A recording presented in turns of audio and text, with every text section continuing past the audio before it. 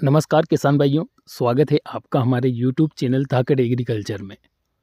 किसान भाइयों, इस वीडियो में हम बात करने वाले हैं कि जब हमारी लहसुन की फसल 90 दिन की हो जाती है तो उसके बाद में हमें अपनी लहसुन की फसल में कौन कौन सी गलतियां नहीं करनी चाहिए, कौन कौन से पोषक तत्वों की पूर्ति करनी चाहिए, किस तरीके से देखरेख करनी चाहिए जिससे कि हम अपनी लहसुन की फसल से अच्छी पैदावार भी ले सकें, साथ ही साथ अपने लहसुन का जो कंद है उसका आकार भी बड़ा बना सकें।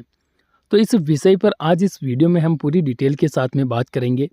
अगर आप भी लहसुन की फसल से अच्छी पैदावार लेना चाहते हैं, लहसुन के आकार को बड़ा बनाना चाहते हैं, तो इस वीडियो को अंत तक जरूर देखना, क्योंकि इस वीडियो के माध्यम से आप अपनी लहसुन से अच्छी पैदावार भी निकाल पाएंगे, साथ ही साथ लहसुन के कंद को भी बड़ा बना पाएंगे।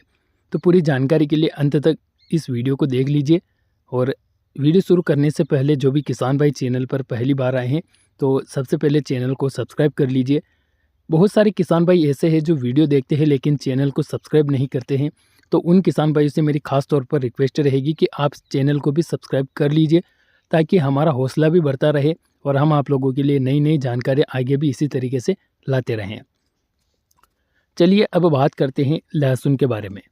तो इस समय पर किसान भाइयों की जो लहसुन की फसल है वो 80-90 या फिर 100 दिन के आसपास हो चुकी है, और अधिकतर किसानों की फसल जो है 80-90 दिन के आसपास चल रही है।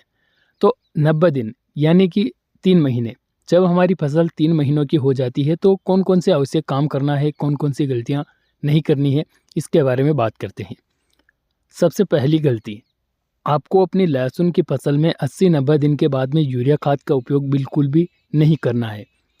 यूरिया खाद, चाहे आप यूरिया खाद यूज कर रहे हैं, चाहे आप DAP या फिर NPK 12-32-16, किसी भी तरीके से आपको नाइट्रोजन की पूर्ति नहीं करनी है।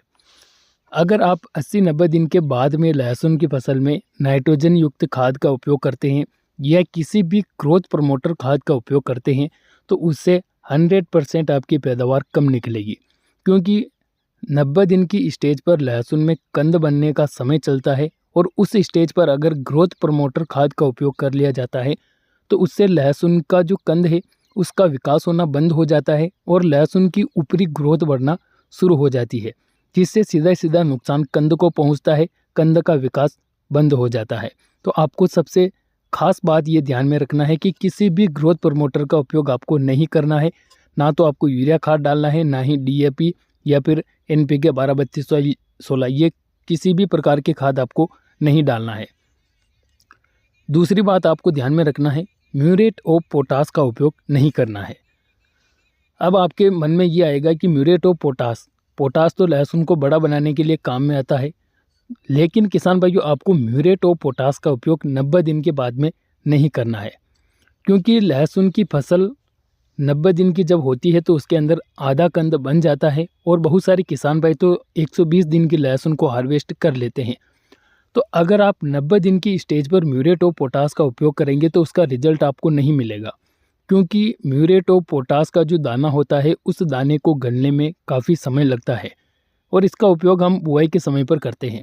बुआई के समय पर इसका उपयोग करने से फ़ायदा ये होता है कि ये धीरे धीरे फसल को मिलता रहता है, और 90 दिन की स्टेज पर इसका उपयोग करेंगे तो यह सीधे तौर पर हमारी फसल को फ़ायदा नहीं पहुंचाएगा, इससे हमारा खर्चा व्यर्थ में चला जाएगा।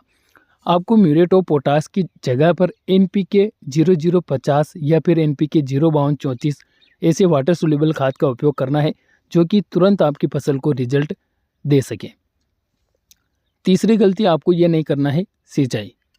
अब सिंचाई तो आपको करना है, लेकिन खास तौर पर सिंचाई का ध्यान रखेंगे तभी आपका जो कंद है वो बड़ा बनेगा, क्योंकि इस स्टेज पर अगर आप ज़्यादा पानी देंगे तो कंद खराब होने की समस्या आ जाती है, पर्दा खराब हो जाता है, काला पड़ जाता है, और उस लहसुन को हम ज़्यादा दिन तक स्टोर भी नहीं कर सकते हैं।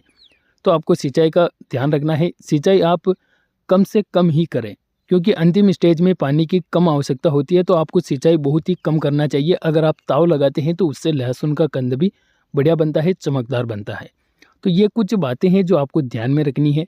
इसके अलावा भी आगे अभी तो बहुत सारी जानकारी ऐसी है जो हमने इस वीडियो में नहीं दी है, तो उनके लिए भी हम अगले वीडियो में आपको जानकारी देंगे। ये वीडियो अगर आपको अच्छा लगा तो लाइक कर दीजिए। चैनल को अभी तक आपने सब्सक्राइब नहीं किया है तो सब्सक्राइब कर लीजिए। हम मिलते हैं नए वीडियो में नई जानकारी के साथ में, तब तक के लिए धन्यवाद। जय जवान जय किसान।